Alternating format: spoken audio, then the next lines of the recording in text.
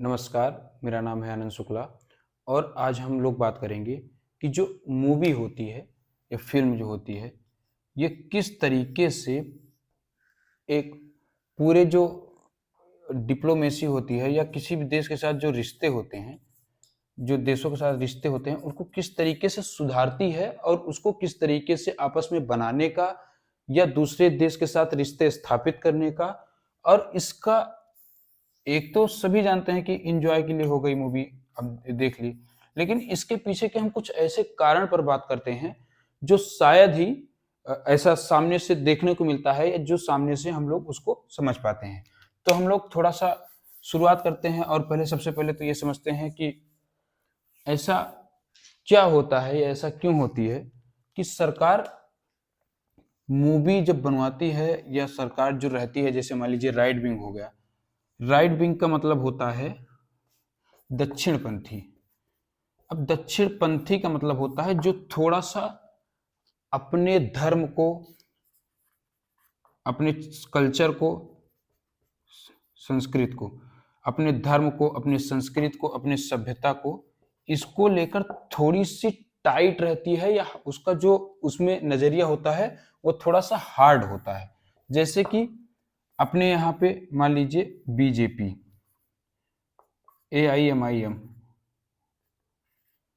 अब ये जो पार्टियां हैं, इनके पास क्या होता है कि ये लोग थोड़ा सा अपने जो इनका धर्म है, जो इनकी कल्चर है, उनको लेकर ये थोड़ी सी टाइट स्वभाव रखते हैं, अपना जो नेचर है वो टाइट रखते हैं। इसके बारे में हम लोग बात करते हैं बाद में।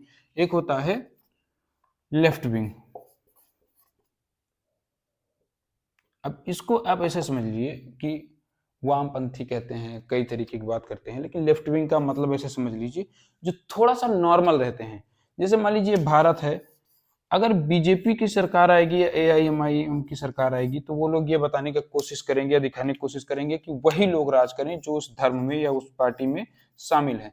लेकिन अगर कांग्रेस जैसे हैं जिनको लेफ्ट विंग कहा जाता है, तो ये कहा जाता है, ये सोचते हैं कि सभी जो जितने भी धर्म है यहाँ पर, सभी धर्म मिलकर राज करें और सभी लोग आपस में रहें। तो ये हो गया लेफ्ट विंग और राइट विंग का। लेकिन हम लोग, क्योंकि ये थोड़ा सा टॉपिक मैंने ऐसे बता दिया, आगे बात करनी थी, तो इसके लिए तो देखते हैं कि जब भी कोई पार्टी सत्ता में आती है तो मूवी अपने अनुसार बनवाती है। जैसे अभी एक मूवी अपने यहाँ चल रही है धुरंधर, तो इस पर लेके बात होती है कि ये मूवी जो है, ये जो इस टाइम प्रेजेंट में सत्ता में गवर्नमेंट है, उसके उसको कहा जाता है कि ये थोड़ा सा उनको फेवर करके बनाई गई है। तो हम लोग समझते हैं कि ऐसा क्या होता है कि मूवी के पीछे के जितने भी कारण होते हैं, चाहे वो इकोनॉमिकली हो, जैसे मान लीजिए पैसा कमाने की बात हो गई, और प्रचार की बात हो गई कि कैसे क्या प्रचार करती है ये मूवी, या हम बात कर सकते हैं और आगे थोड़ा सा बढ़ने के लिए, थोड़ा सा समझने के लिए, कि हम देखते हैं कि देशों के रिश्ते कैसे निर्धारित करती है ये मूवी। अब हम लोगों का मेन उद्देश्य तो ये है, लेकिन उसके पीछे भी थोड़ा सा हम लोगों को कवर करना पड़ेगा, सब कुछ साथ में लेकर चलना पड़ेगा। तो हम लोग सबसे पहले तो ये समझते हैं कि आज अभी एक मूवी जो सबसे ज्यादा चर्चा में है वो है धुरंधर। अब धुरंधर मूवी चर्चा में है, नई नई लॉन्च हुई है, तो इस पे बात कर लेते हैं थोड़ा सा। यही इस टाइम एक मेन कारण है जिसकी वजह से सबका फोकस बॉलीवुड पे है। तो हम लोग समझते हैं सबसे पहले मूवी जो होती है, फिल्म, फिल्म से क्या क्या होता है। अब इसमें सबसे पहले बात आएगी कि पैसा। पैसा फिल्में कई तरीके से कमवाती हैं, एक तो प्रत्यक्ष और एक अप्रत्यक्ष। अब फिल्में पैसा प्रत्यक्ष रूप से कैसे कमवाती हैं इसके बारे में देखते हैं। तो जैसे मान लीजिए टिकट बेच के, एक अब हो गया है OTT प्लेटफॉर्म को बेच के,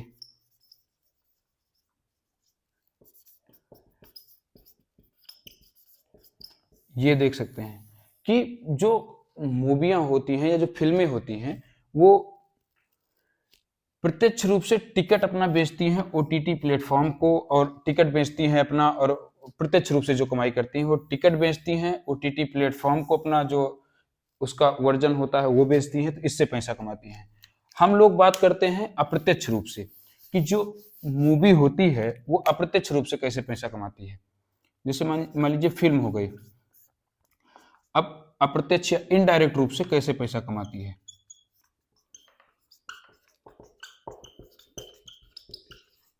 समझिए, सबसे पहले हम लोग बात करते हैं कि जैसे मान लीजिए कोई लोकेशन हो गया, ये भारत देश हो गया।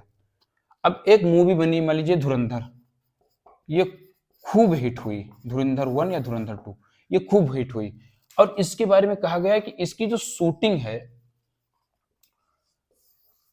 वो हुई है मान लीजिए जम्मू कश्मीर और केरल में। मान लीजिए कश्मीर यहां हो गया और केरल यहां हो गया।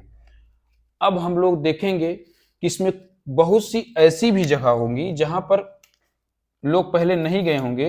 मान लीजिए गुजरात में कोई लोग हैं, वो जाएंगे कश्मीर की वो जगह घूमने जो घूमने वाले होंगे, क्योंकि उनको पता है कि जो ये धुरंधर मूवी बनी है उसकी जो शूटिंग हुई है, अगर मान लीजिए वो कश्मीर में हुई है, कश्मीर के किसी जगह में, तो वो उस जगह को देखने जाएंगे। कुछ लोग होते हैं जो घूमने टहलने के शौकीन होते हैं, वो लोग ऐसा करते हैं।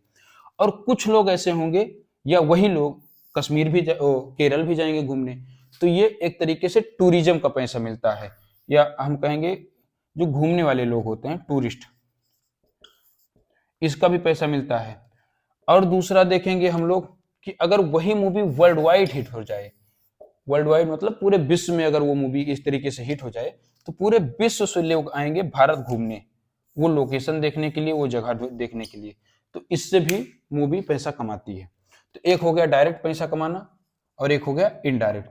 डायरेक्ट में पैसा कमाने में क्या होता है, टिकट बेचो, ओटीटी टिकट बेच दो और ओटीटी को अपनी जो मूवी है वो बेच दो, इससे पैसा। इनडायरेक्ट पैसा कैसे कमाया जाता है मूवी से? मूवी से इनडायरेक्ट पैसा कमाने का सबसे अच्छा तरीका है कि जो भी चीजें उसमें दिखाई गई हैं या जो भी चीजें वहां पर हैं, उस पे लोग जब वहां उस पर्टिकुलर जगह पे घूमने जाएंगे, जैसे कोई लोकेशन दिखा दिया गया और उस जगह पर अगर कोई घूमने गया, तो वो माना जाता है कि इससे उस देश को या उस राज्य को फायदा होता है। ये इनडायरेक्ट पैसा कमाने का तरीका हो गया। अब हम लोग और थोड़ा सा आगे बढ़ते हैं कि मूवी और क्या क्या करती है। तो एक टॉपिक तो हम लोगों का कवर हुआ। अब एक देखते हैं कि पैसा कमाना हो गया। दूसरा देखते हैं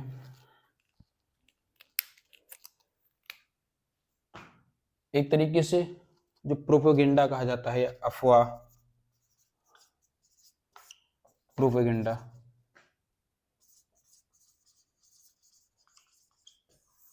ये इसका काम भी करती है। जैसे मान लीजिए कोई सरकार है, कोई भी है, ABC करके कोई भी सरकार है, अगर इनको ये दिखाना है कि हाँ उनकी सरकार अच्छी है या बुरी, सरकार अच्छी है या बुरी, तो वो वैसे मूवी बना देंगे। जैसे कहा जाता है ना कि मूवी जो होती है या फिल्में समाज का आईना होती है।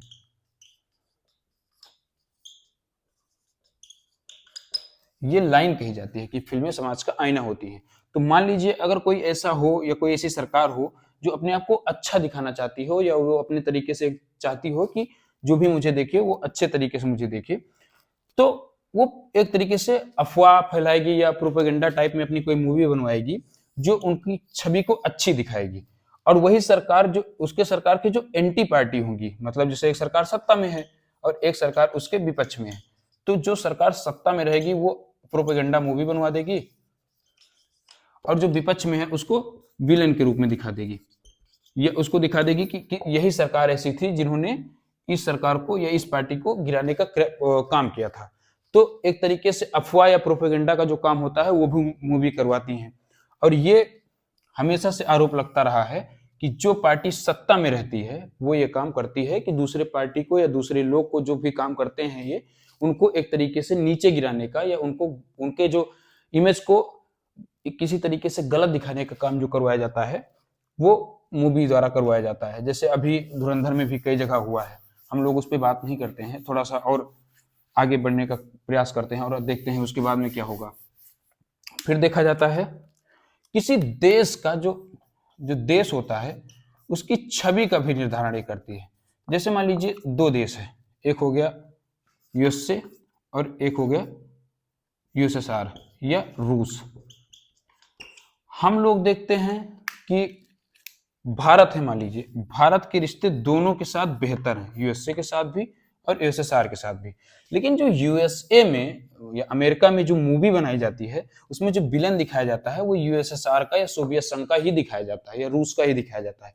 इसके पीछे का सिंपल सा कारण यही है कि यूएसए नहीं चाहता कि उसके देश में किसी भी तरीके से लोग ये माने कि यूएसएसआर में या सोवियत संघ में जो लोग बैठे हैं वो भी अच्छे हैं। तो सोवियत संघ के लोगों को अच्छा ना दिखाने की वजह से यूएसए में जो मूवी बनाई जाती है उसमें जो विलन दिखाया जाता है वो सोवियत संघ को दिखाया जाता है। मूवी में प्रचार का एक तरीका यह भी होता है ताकि लोगों के अंदर अपने देश को लेकर ज्यादा अच्छी भावना बनी रहे और सामने वाला जो देश उनका दुश्मन है उसको लेकर उनके मन में खराब भावना बनी रहे। ये काम कौन सी क्या करता है? मूवी करवाती है। अब हम इसके बाद एक और थोड़ी सी टॉपिक इसमें देखते हैं कि मूवी क्या क्या करती है। तो देशों के साथ रिश्ते निर्धारण भी करती है। रिश्ते, अब देशों के साथ रिश्ते निर्धारण किस तरीके से करती है ये कई तरीके से देखा जाएगा। जैसे मान लीजिए शुरुआत करते हैं हम लोग धुरंधर से। अब धुरंधर फिल्म बनी है इस टाइम पे, तो इसको मिडिल ईस्ट के कई देशों में बैन किया गया। मिडिल ईस्ट के कई देशों में बैन कर दिया गया। अब बैन कहां कहां किया गया? जो भी ऑर्गेनाइजेशन ऑफ इस्लामिक कंट्रीज है ओआईसी, यूएन के बाद पूरे विश्व का सबसे बड़ा संगठन ऑर्गेनाइजेशन ऑफ इस्लामिक कंट्रीज है। इसमें पूरे विश्व के सभी इस्लामिक देश हैं। और मजे की बात यह है कि जो ओआईसी है जिसमें पूरे विश्व के सभी इस्लामिक कंट्रीज हैं, क्योंकि माना जाता है कि पूरे विश्व का जो सबसे बड़ा इस्लामिक कंट्री है वो है इंडोनेशिया। और भी कई ऐसे देश हैं। इंडोनेशिया में मान लीजिए माना जाता है 25 से 30 करोड़ या 35 करोड़ तक होगा, इतने इस्लामिक लोग हैं वहां पे।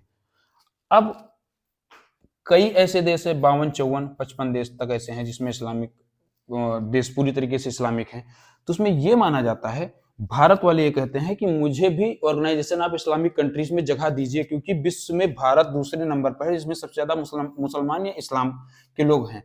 भारत सेकंड नंबर पे है। इस्लामिक जो राष्ट्र हैं उसमें इस्लाम को अपने देश में रखने वाला या मानने वाला सबसे पहले इंडोनेशिया है, जो कि पूरी तरीके से इस्लामिक कंट्री है, उसमें सबसे ज्यादा इस्लामिक लोग हैं। भारत में दूसरे नंबर पर पूरे विश्व में सबसे ज्यादा मुसलमान या इस्लामिक लोग रहते हैं। तो हम लोग समझते हैं कि जो ओआईसी है इसमें जो भी देश हैं, जैसे मूवी बनाई गई धुरंधर। अब धुरंधर मूवी में देखा गया कि पाकिस्तान को विलन दिखाया गया, पाक को विलन दिखाया गया। तो पाकिस्तान जब विलन दिखाया गया है तो पाकिस्तान ने ये अपील की जाके ऑर्गेनाइजेशन ऑफ इस्लामिक कंट्रीज में ओआईसी में कि ये जो मूवी है ये मेरे खिलाफ बनाई गई है। तो फिर जो ऑर्गेनाइजेशन ऑफ इस्लामिक कंट्रीज के मेंबर हैं इसमें कई हैं, खास करके मिडिल ईस्ट के जो लोग हैं जहां पे आज युद्ध चल रहा है। जैसे मान लीजिए कतर, कुवैत, बहरीन और ईरान, इराक और भी आप जितने भी हैं, जितने मतलब उधर उतने देश जितने लोग हैं आप कोई भी जोड़ सकते हैं। तो उसमें क्या दिखाया गया, यूएई हो गया, सऊदी हो गया, जिसको अभी आप कर लें। तो इन लोगों ने क्या किया, इसमें से कुछ लोगों ने इस मूवी को, धुरंधर मूवी को अपने यहाँ बैन कर दिया।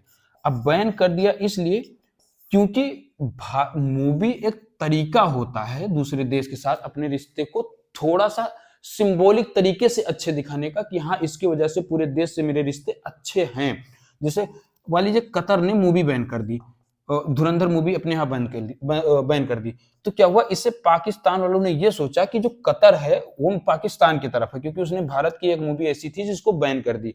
तो इसके वजह से थोड़ा सा उनके लिए गुड वाइब आई या अच्छी तरीके से बात आई कि मान लीजिए ए है और बी है, सी है, सी ने कोई मूवी बनाई जिसमें ए को बैन कर दिया। अब ए और सी का तो रिश्ता अच्छा है, मान लीजिए कतर हो गया और भारत का रिश्ता तो अच्छा है, लेकिन इन दोनों का आपस में भी रिश्ता अच्छा है।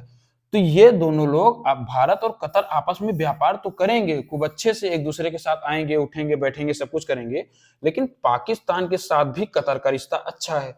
तो पाकिस्तान से भी कतर अपना रिश्ता खराब नहीं करना चाहता है।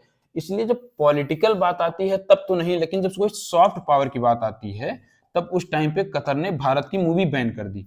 तो इसकी वजह से ये हुआ कि कतर के साथ भी भारत और पाकिस्तान के रिश्ते अच्छे हैं। अब हम थोड़ा सा और आगे बढ़ते हैं, इसमें क्या हुआ, जैसे मान लीजिए अब हम लोग अपने टॉपिक की तरफ अच्छे तरीके से आ चुके हैं, जो हम लोगों को मेन पढ़ना था। तो एक चीज होता है डिप्लोमेसी। डिप्लोमेसी का मतलब ये हुआ कि जो देश के अंदरूनी या आंतरिक रूप में बैठे जो लोग होते हैं, खास करके विदेश मंत्रालय के जो लोग होते हैं, वो निर्धारित करते हैं कि किसी देश के साथ उनके रिश्ते कैसे हैं या वो उनके देश के साथ आगे भी कैसे रिश्ते होंगे। तो ये चीजें जो पॉलिसी बनाई जाती है, ये पूरी पॉलिसी जिसके अंतर्गत बनाई जाती है उसको डिप्लोमेसी कहते हैं। डिप्लोमेसी बड़ा टर्म हो गया, पॉलिसी बनाई गई, पॉलिसी बना के लागू किया गया, तो डिप्लोमेसी के अंदर ही पॉलिसी बनाई जाती है, ये हो गया। तो क्या होता है, इसमें डिप्लोमेसी के कई ट्रैक होते हैं। अब ट्रैक डिप्लोमेसी में कई होते हैं, तो जैसे ट्रैक 1 हो गया, ट्रैक 1 डिप्लोमेसी क्या होती है, तो इसमें जो राष्ट्र के हेड होते हैं, जैसे भारत के पीएम हो गए या यूएसए के प्रेसिडेंट हो गए, तो ये दोनों आपस में बैठ के बात करते हैं, तो इसको कहते हैं ट्रैक 1 डिप्लोमेसी। अब ट्रैक 1 डिप्लोमेसी पूरे विश्व में सबसे बड़ी डिप्लोमेसी मानी जाती है, क्योंकि इसमें दो राष्ट्र के प्रमुख बैठ के बात करते हैं। जैसे मान लीजिए शहबाज शरीफ हो गए और भारत के नरेंद्र मोदी, अगर ये दोनों लोग आपस में बैठ के बात कर रहे हैं तो इसको कहा जाएगा ट्रैक 1 डिप्लोमेसी। अब ट्रैक 1 डिप्लोमेसी हो गया, ऐसे करके आती है ट्रैक 2 डिप्लोमेसी। ट्रैक 2 डिप्लोमेसी माना जाता है नॉन ऑफिशियल। अब नॉन ऑफिशियल में कौन कौन आते हैं, जैसे मान लीजिए कोई पहले का विदेश मंत्रालय का सचिव हो, या कोई मान लीजिए फॉरेन सेक्रेटरी हो, जो भी हो वो रिटायर हो गया हो, तो जो रिटायर हो जाते हैं, या मान लीजिए जैसे बॉलीवुड के बड़े स्टार जैसे SRK, शाहरुख खान, सलमान खान, आमिर खान, शाहरुख खान, सलमान खान, आमिर खान, अजय देवगन, अक्षय कुमार, जो भी हैं, जो बड़े बड़े नाम हैं, अगर मान लीजिए ये किसी भी तरीके से किसी भी देश में इनका इन्फ्लुएंस ज्यादा हो गया, जैसे मान लीजिए भारत है, भारत से निकल के आमिर खान गए तुर्की में या तुर्की में, तो तुर्की में ये देखा गया है कि आमिर खान का जो इन्फ्लुएंस है वो ज्यादा है, तो जानबूझ के लोग वहां पर भेजते हैं, ऐसे बड़े लोग स्टार को भारत सरकार ही भेजती है कि आप जाके वहां पर बात कीजिए, हो सकता है आपके बातों से, आमिर खान के बातों से ही जो एर्दोगन है वो माने या उनका कुछ इंपैक्ट पड़े, तो इसलिए वहां पर भेजा जाता है। ये हो गई ट्रैक 2 डिप्लोमेसी। तो और ऐसे एक डिप्लोमेसी का प्रकार आता है ये ट्रैक 2 हो गई जिसमें भेजा गया। एक आता है ट्रैक 4 डिप्लोमेसी।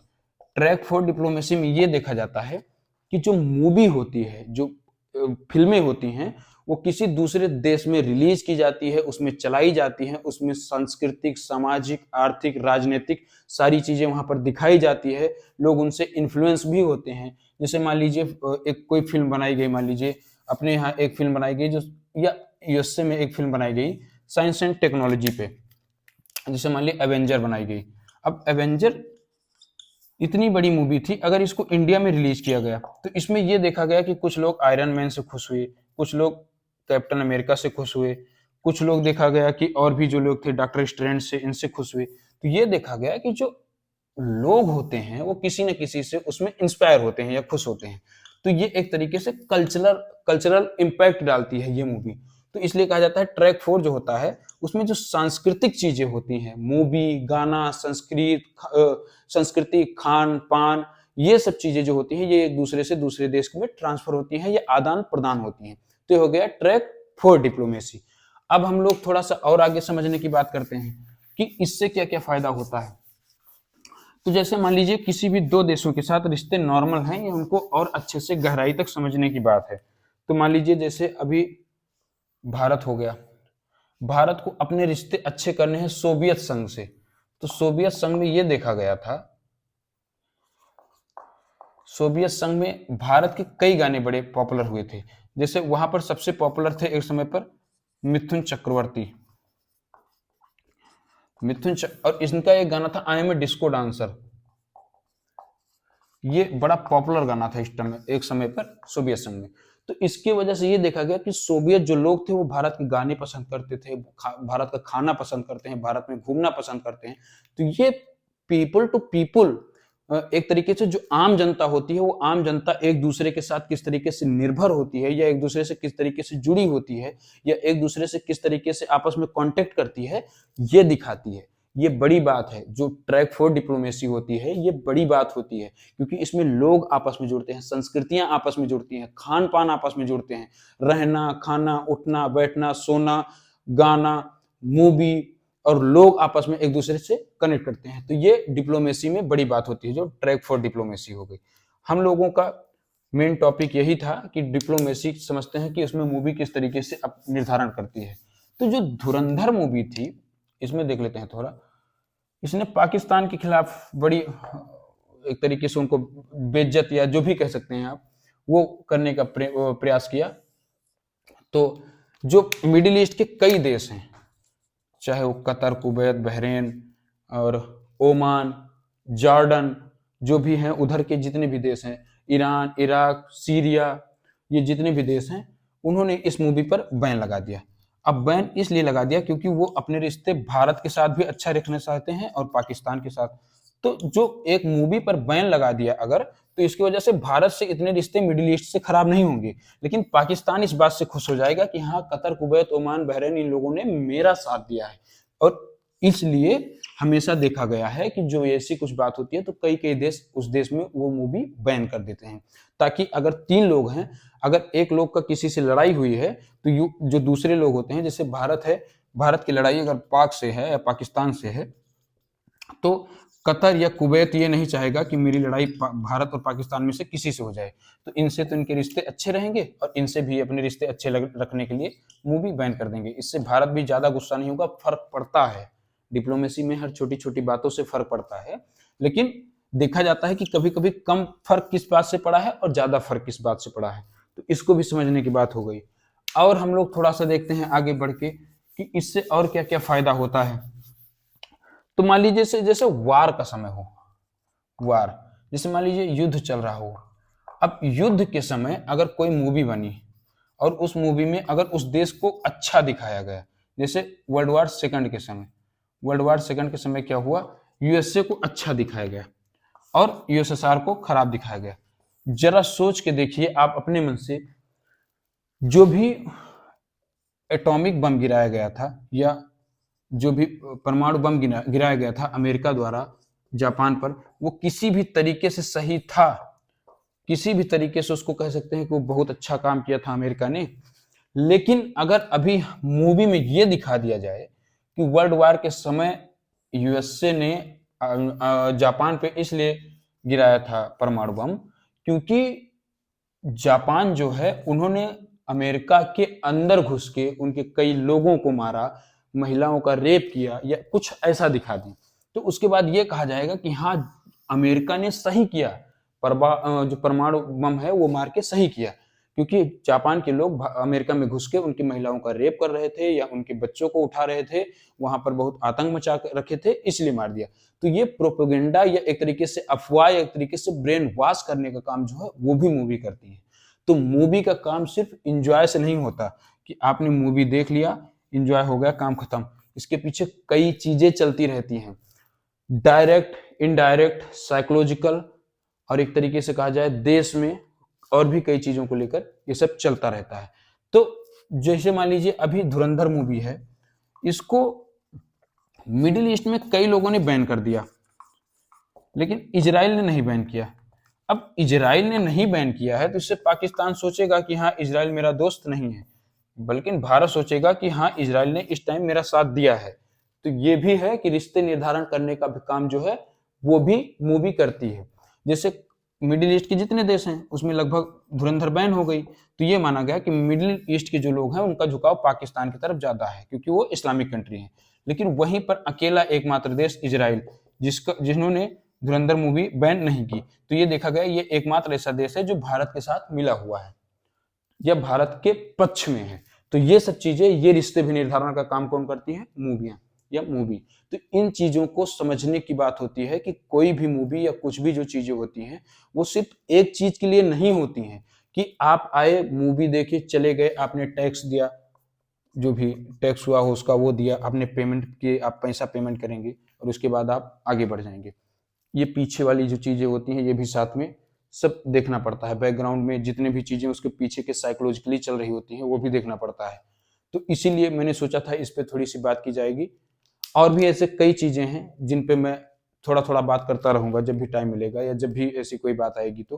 क्योंकि मैं अभी नए तरीके से सब शुरुआत कर रहा हूँ, तो हो सकता है कई-कई जगह पर कुछ मिसअंडरस्टैंडिंग या कुछ बातें ऐसी हो जो मैं थोड़ा-सा कम समझा पाऊँ। तो उसको आप लोग एक बार ज़रूर बताइएगा और ऐसे ही मैं आगे भी आप लोगों के लिए कुछ न कुछ अच्छा और बेहतर करने का प्रयास करता रहूँगा। तब तक के लिए धन्यवाद।